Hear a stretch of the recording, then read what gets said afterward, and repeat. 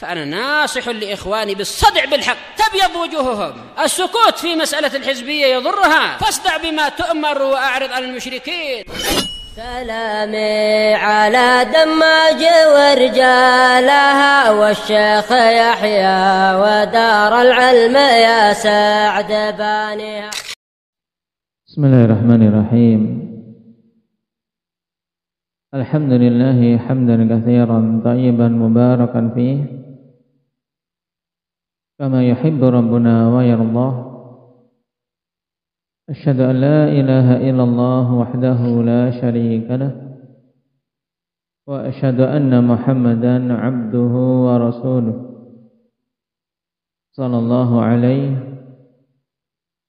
وعلى آله وأصحابه ومن تبعهم بإحسان إلى يوم الدين. أما بعد.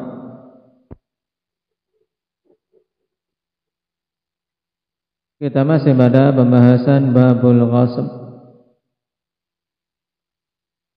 di mana pada pertemuan terakhir kita belajari bahwasanya siapa saja yang mengghasab suatu barang maka wajib untuk mengembalikan kepada pemiliknya, walaupun dia harus menanggung biaya kerugian yang banyak demi tersampainya barang tersebut kepada pemilik aslinya, karena itu kewajiban. Demikian pula dia wajib menanggung ganti rugi apabila barang mengalami penyusutan dari sisi nilai atau penyusutan dari sisi kualitas atau penyusutan dari sisi kondisi barang tersebut menjadi rusak dan seterusnya. Dia wajib ganti rugi. Apalagi kalau sampai barang tersebut betul-betul rusak atau hilang, maka dia wajib menggantinya. Nah, dalam menggantinya pada pembahasan yang lalu, caranya bagaimana ketika ingin mengganti barang yang telah dia ghasab. Diingat, apabila barang tersebut memiliki sesuatu yang semisal dengannya, bisa didatangkan yang semisal dengannya, maka yang pertama kali ditempuh adalah mengganti dengan yang semisal. Kemudian yang kedua, apabila tidak mungkin mendatangkan yang semisal, maka dinilai berapa harga jual barang tersebut. Kemudian dia mengganti dengan nilai jual dari barang yang telah dia rusak atau hilangkan.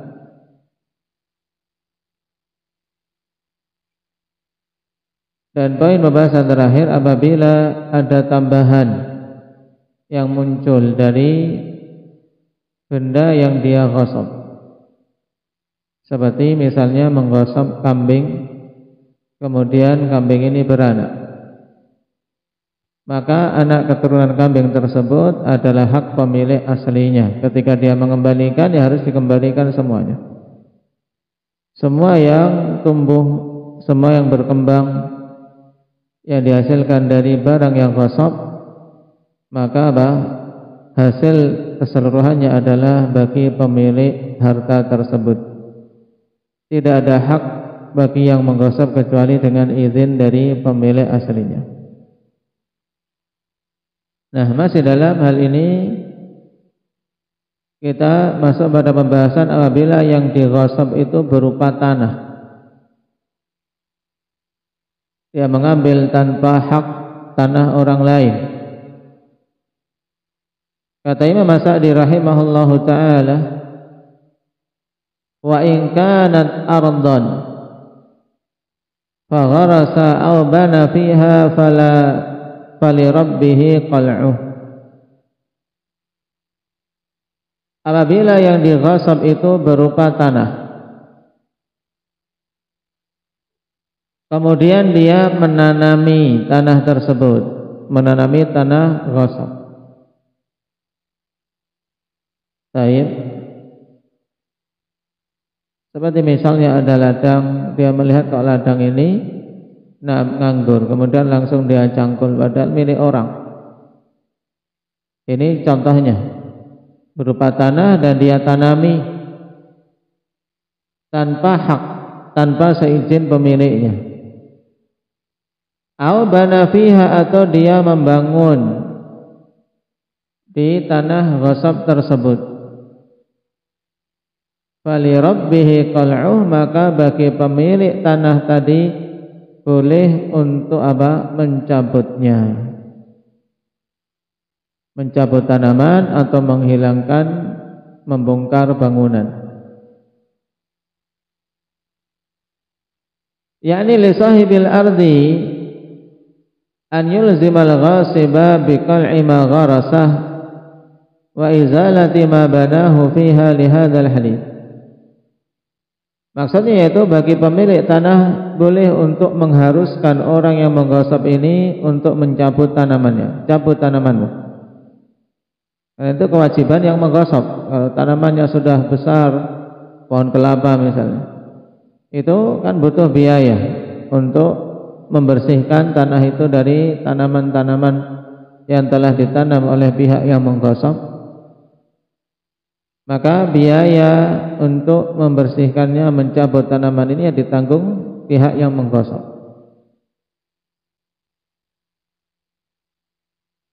Demikian pula bagi pemilik tanah boleh untuk memaksa, mengharuskan bagi yang menggosok izalati ma banahu fiha, untuk menghilangkan apa saja yang telah dia bangun di tanah itu,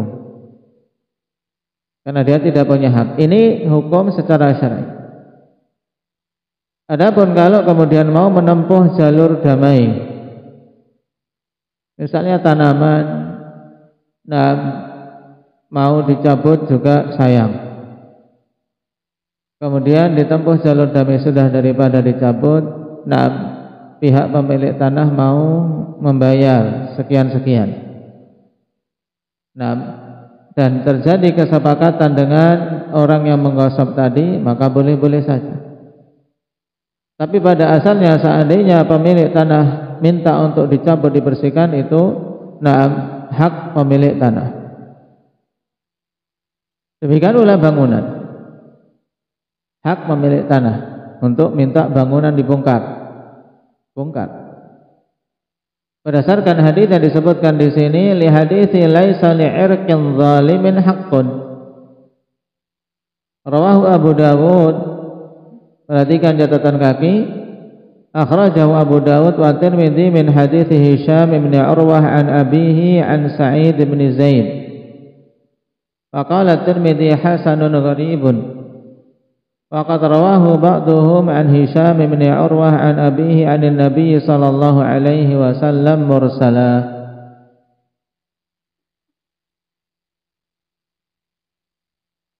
Dari sisi derajat hadis, ikhwan, setelah kita lihat tadi disebutkan di sini mursal, dan mursal merupakan bagian dari hadis dhaif.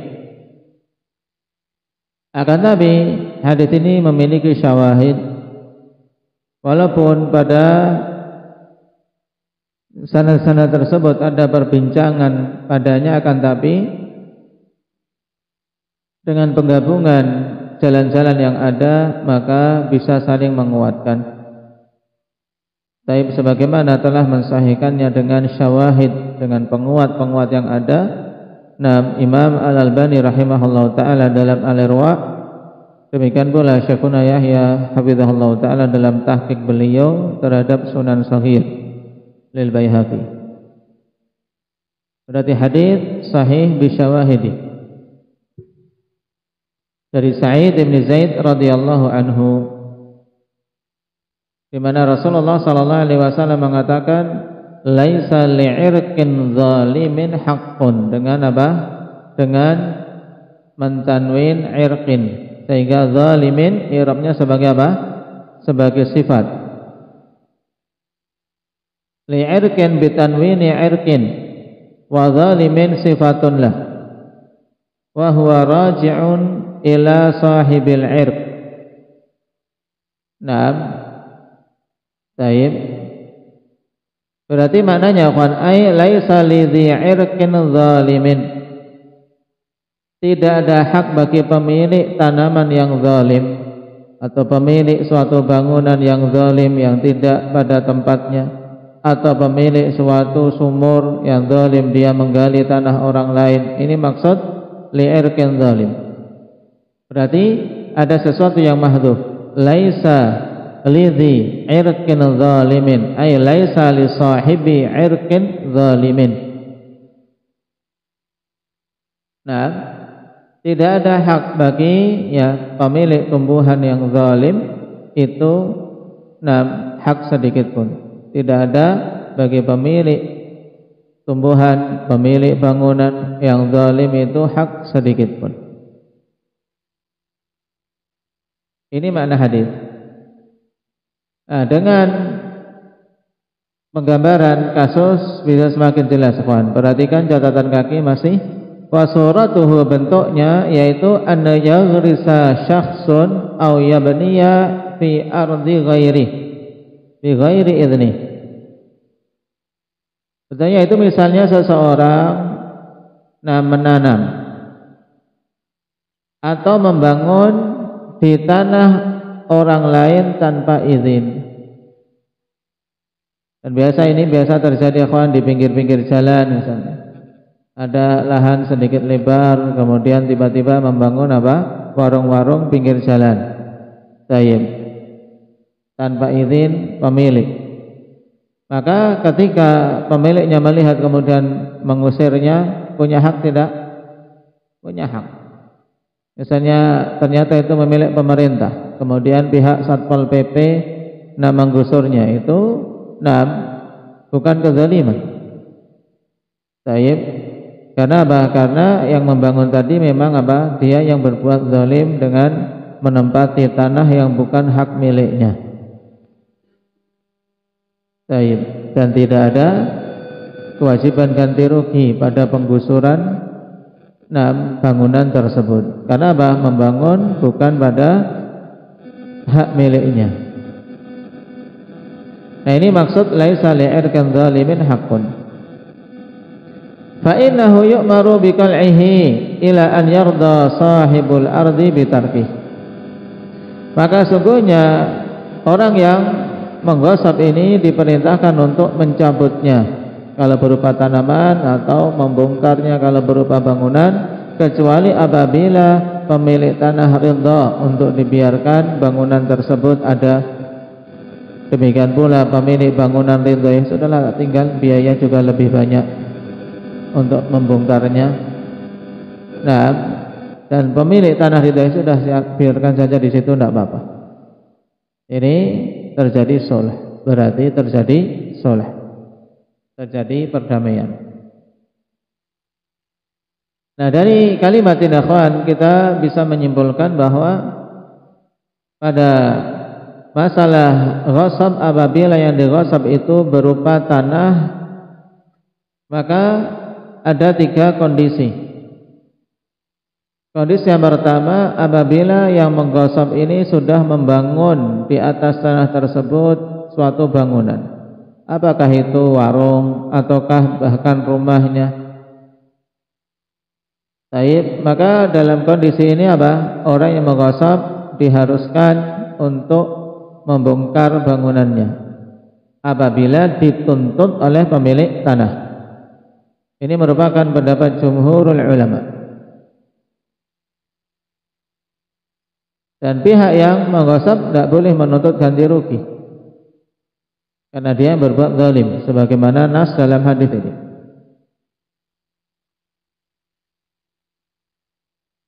Dan yang seperti ini, kawan, berarti dia tinggal di tempat itu hari-harinya, berdosa.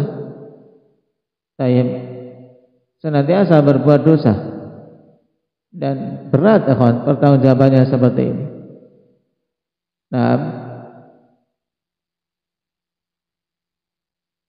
Kemudian al-halatu tsaniyah, kondisi yang kedua, an yaghrisal ghasibu fiha syajaran.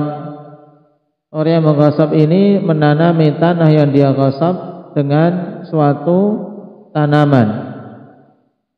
ya tanaman yang mungkin dia inginkan, apakah itu pisang atau pohon-pohon buah-buahan, kurma atau yang lainnya. Nah, maka orang yang mengghasab wajib untuk mencabut tanamannya apabila dituntut oleh pemiliknya. Dengan nas hadis tadi, laisa li'irkin zalimin haqqun.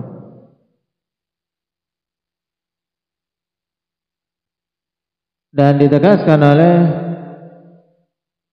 Ibnu Qudamah rahimahullahu taala tidak ada khilaf tentang wajibnya pihak yang mengghasab apabila dituntut untuk mencabut tanamannya, dia harus mencabut tanamannya.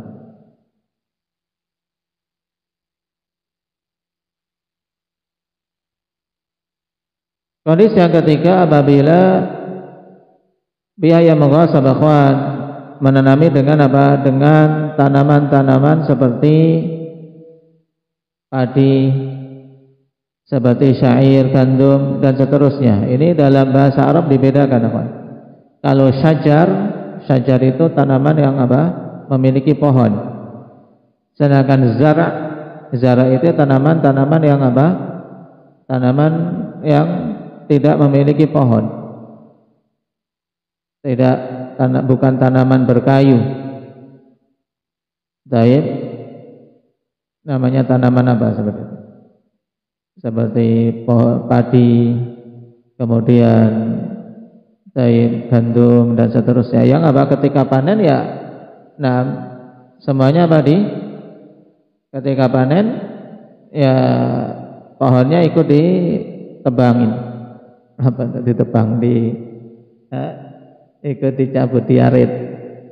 Nah seperti rumput. Nah dan memiliki masa yang singkat. Baik. Maka dalam kondisi ikhwan ada dua perincian.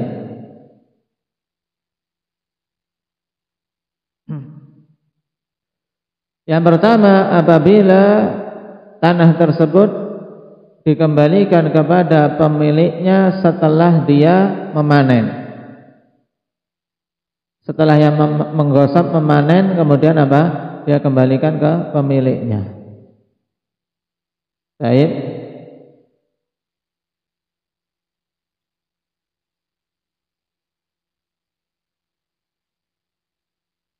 Maka bagaimana kondisi yang seperti ini? Falaisa lil maliki min az-zar'i syai'un limfisalihi an mulkih. Walahu ujratun mithliha. Walahu ujratu mithliha min hini akhdhiha al-ghasib ila anistalamaha. Maka bagi pemilik tanah tidak punya hak untuk apa? Untuk mengambil hasil panenan. Kenapa? Karena sudah terpisah dari kepemilikannya. Nah, sudah dipanen. Tapi dia berhak untuk apa? Mendapatkan uang sewa. Uang sewa dari apa? Dari penggunaan tanah itu semenjak dia menggosok, ya semenjak tanah itu digosok sampai apa? Diserahkan. Dan ini wajib bagi apa yang menggosok untuk apa? Untuk membayar. Baik. Karena dia telah mengambil kemanfaatan tanah tersebut secara sempurna dan wajib juga untuk apa? Untuk mengganti rugi, yaitu pengurangan nilai tanah tersebut. Karena namanya ditanami, ada berkurang kesuburannya atau menjadi amburadul tanahnya misalnya, menjadi rusak dan seterusnya. Baik. Dan tentunya pihak yang menggosok sebelum itu semua wajib bertobat pada Allah Subhanahu wa taala. Nah, ketika pihak yang digosok tanahnya itu menerima ganti rugi tadi, kemudian tanah sudah dikembalikan, maka hasil panenan tadi hukumnya halal atau haram bagi pihak yang menggosok?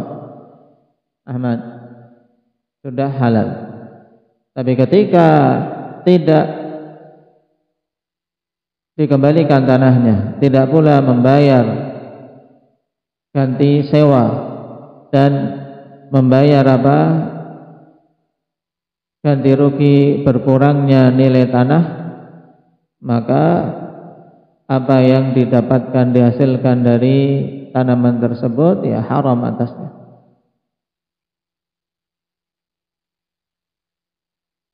Keadaan yang kedua, apabila pemiliknya sudah tahu terlebih dahulu dalam keadaan tumbuh-tumbuhan tadi masih berdiri tegak belum dipanen. Ya, pemiliknya terlanjur tahu. Misalnya seperti ini, tanah-tanah seperti ini mungkin pada kondisi tanah yang yang pemiliknya sudah jauh pergi. Seperti misalnya kita di kampung, nah tanah peninggalan warisan orang tua, kemudian anak-anaknya sudah merantau. Baik, sawah juga kurang terurus misalnya atau kebun-kebun, nah ditinggal merantau, kemudian ketika pulang melihat tanah ini sudah ditanami orang, siapa ini nggak tahu, nggak ada kontak, nggak ada izin misalnya. Nah ini kalau mau ditetapkan hukum secara syar'i demikian. Tapi biasanya pada manusia terkadang yang paling banyak ditempuh dalam hal ini adalah ditempuh jalur as-sholh, jalur damai. Jalur damai misalnya sudah diteruskan tapi nanti tetap ganti sewa dan seterusnya.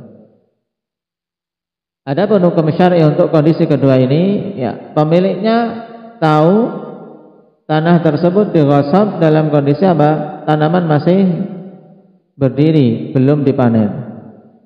Maka diberi pilihan. Baik. Yang pertama dengan mengambil tanaman itu dari pihak yang mengghasab dan dia membayar bagi pihak yang mengghasab ini apa yang dia keluarkan berupa biaya dalam dalam menyebar benih dan seterusnya. Dan ini pendapat jumhurul ulama, diriwayatkan oleh Syekhul Islam Ibnu Taimiyah rahimahullahu taala. Ini menunjukkan bahwasanya tanaman yang sifatnya kayu dengan tanaman yang seperti padi dan seterusnya ini beda hukumnya. Dalam mensikapinya beda. Baik.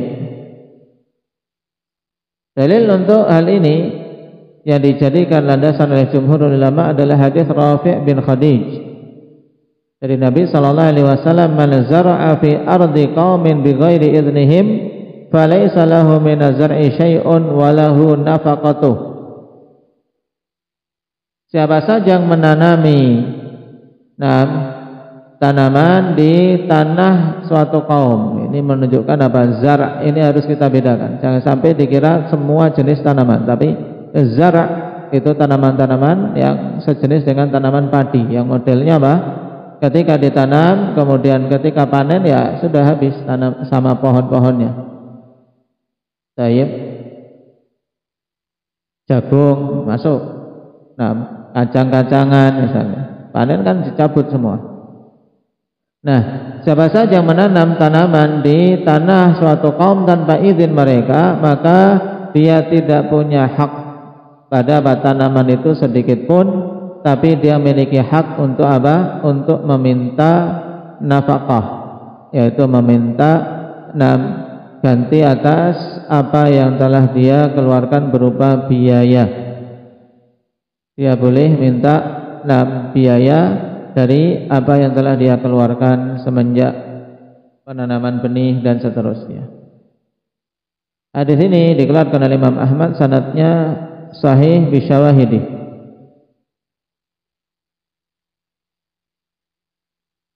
Baik.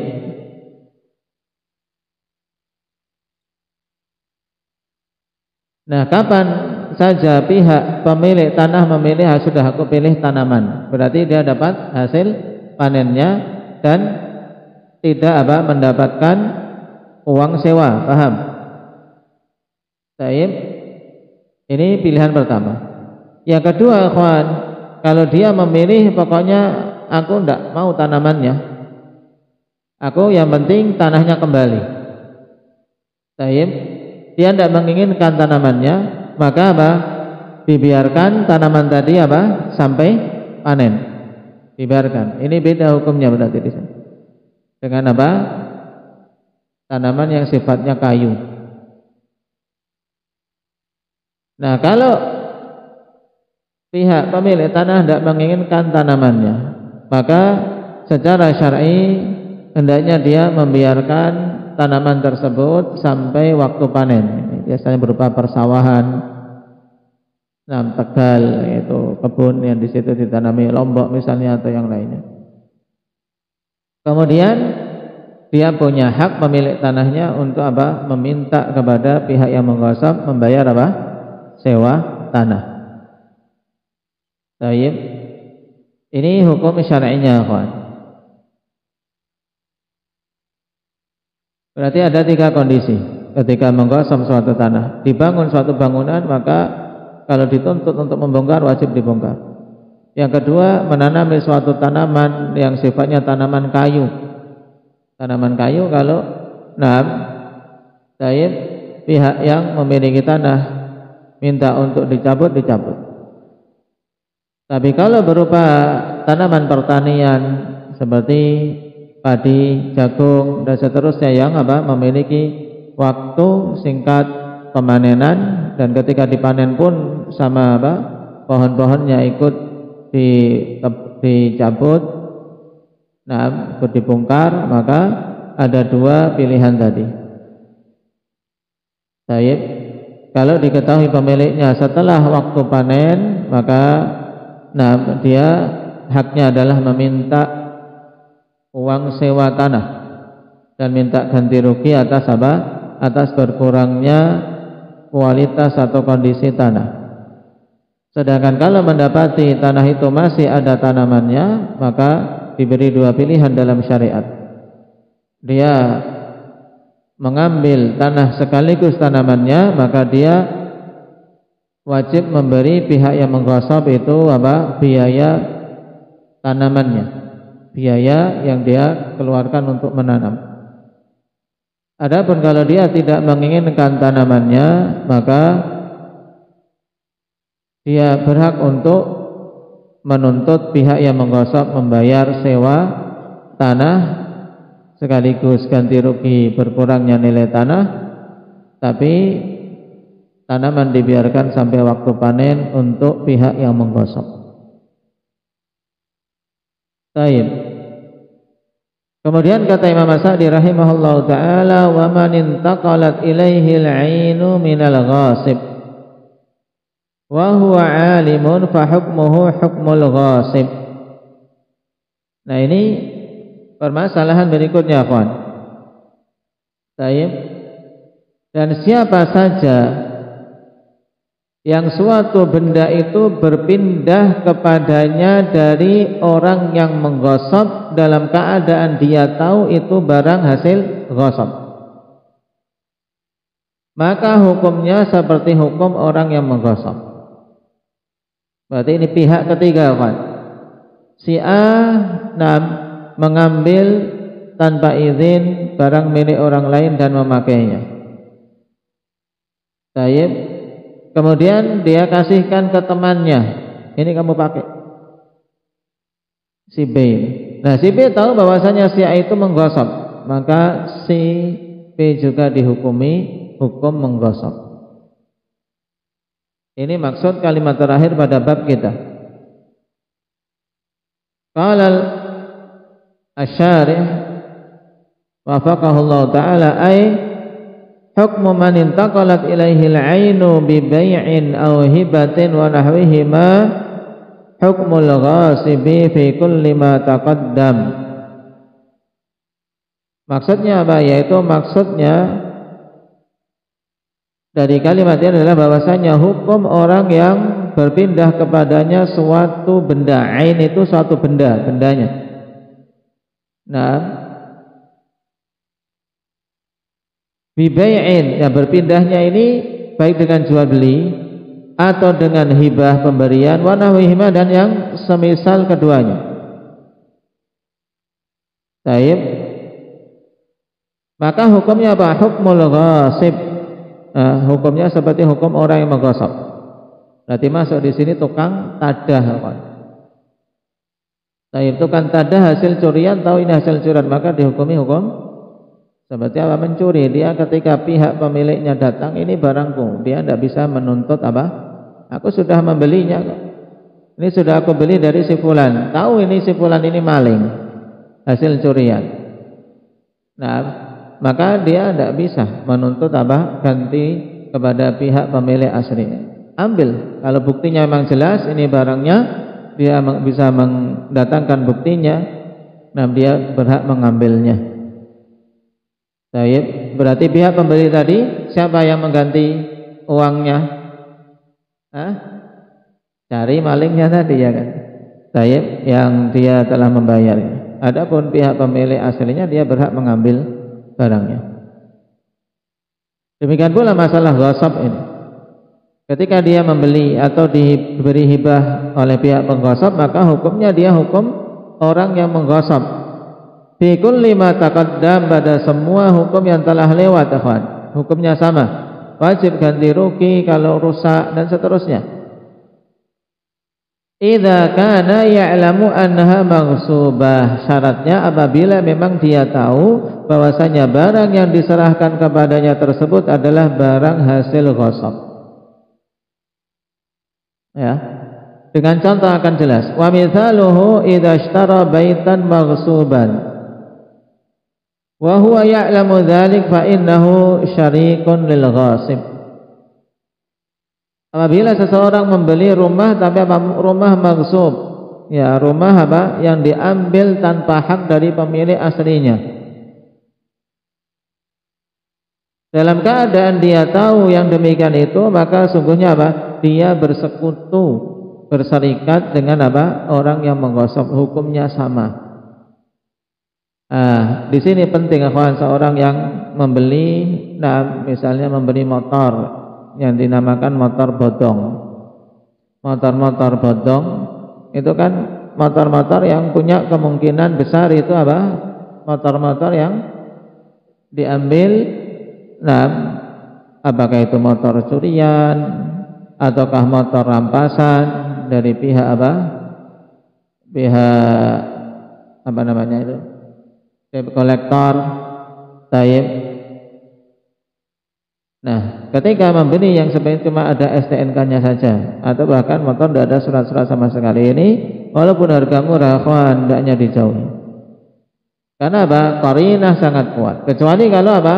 Kita tahu ini memang hilang, surat-suratnya hilang, pemiliknya mengatakan terjadi kebakaran rumahnya, surat-surat semua hilang, ini adanya motor pas di luar selamat, dijual dengan harga murah, tidak masalah, ya kan?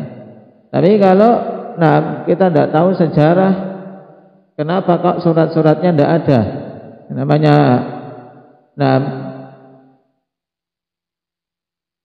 barang-barang yang memiliki surat seperti ini jelas, kawan, ada surat-suratnya, BPKB, STNK. Nah, ketika tidak lengkap, maka butuh mencari apa sebab ketidaklengkapannya, agar apa? Tidak masuk dalam hukum ini. Karena apa? Dia berarti berserikat dengan apa? Pihak yang menggosok dari sisi hukum, hukumnya sama. Maka walaupun kita membayar, ada qarinah seperti itu, maka minimalnya syubhat. Apalagi kalau tahu, wah ini aku dapat barang bagus ini, beli ya, tukang tadah. Tukang tadah berarti hukumnya hukum maling juga, ya. Tukang tadah hukumnya hukum ghasib. Baik. Amma man ishtarahu wa huwa la ya'lamu bil ghasbi fala syai'a 'alaihi. Baik. Adapun orang yang membelinya dalam keadaan dia tidak tahu tentang apa penggosokan tersebut, maka tidak ada dosa atasnya. Baik, tidak ada dosa atasnya. Demikian pula tidak ada kewajiban untuk ganti rugi, tapi wajib mengembalikan. Kalau pemiliknya datang, dia wajib mengembalikan. Terus minta ganti rugi atas uang pembayaran kepada siapa? Fayarji'u. wa yarji'u huwa 'ala alladhi gharrahu min ghasibin aw ghairihi. Maka kemudian dia kembali menuntut kepada apa? Kepada pihak yang menipunya. Ini barang curian, barang ghasab kok dijual kepadaku. Maka dia menuntut kepada orang yang telah menjual barang itu kepadanya, pada ghasib atau yang lainnya. Kadang kan menjual ini juga butuh perantara. Nah, karena tentunya pihak apa? Pencuri atau yang mengghasab ini takut kalau menjual sendiri dia menunjuk orang lain. Tetap kalau memang barang ini kita temukan, memang kita punya bukti ini barang kita, walaupun sudah berputar-putar, misal barang hilang atau barang dirampas, kemudian cari di pasar, nah ternyata itu di situ dijual, maka dia boleh untuk mengambilnya. Ini barangku dengan bukti-bukti yang ada. Baik. Nah, dari sini kita ketahui bahayanya ghasab, akhwan. Baik. Terus apabila ghasabnya yang dighasab berupa makanan gimana ini? Kalau ini kan barang. Baik, kalau barang jelas diketahui. Kalau makanan sudah di perut ini gimana? Baik. Enggak mungkin mengecek. Nah, coba dicek kotorannya, enggak bisa ketahuan. Nah, apabila yang dighasab itu berupa makanan, kemudian dia memberi makan kepada anak istrinya, dalam keadaan yang diberi makan ini tahu, yang diberi makan tahu ini hasil ghasab. Nah, maka dia telah memakan sesuatu yang haram. Makan sesuatu yang haram karena tahu itu adalah hasil ghasab. Tapi kalau misalnya anak istrinya tidak tahu, maka itu tidak mengapa. Dosanya atas apa? Atas pihak yang mengghasab tersebut. Yang mengganti rugi adalah apa? Ghasib. Bukan pada orang yang makan. Baik.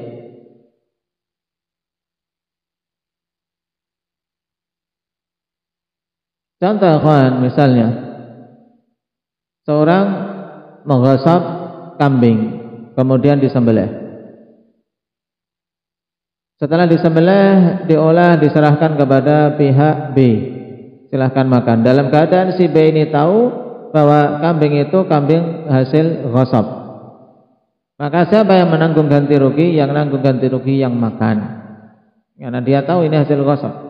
Karena apa? Dia yang memang mubasyir untuk makan barang tersebut dan menghabiskannya. Tapi kalau makan rame-rame, makan bareng ya semua dituntut.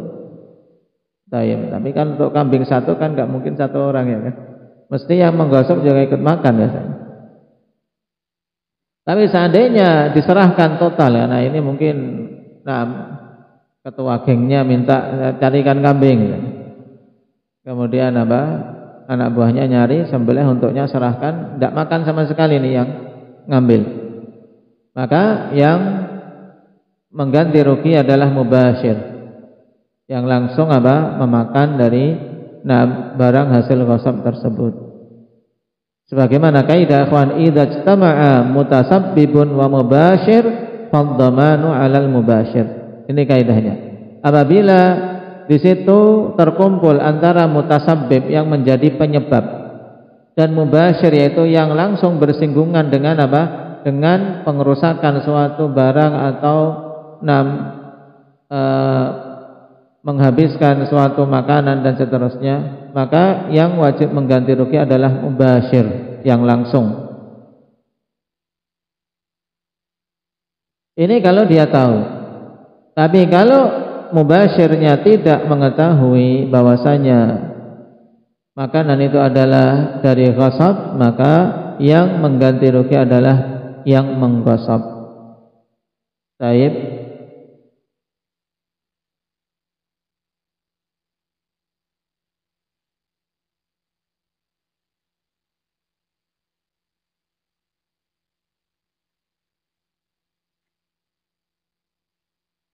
Berarti perincian akhwan antara kondisi tahu dan tidak tahu bagi pihak ketiga, maka ini penting.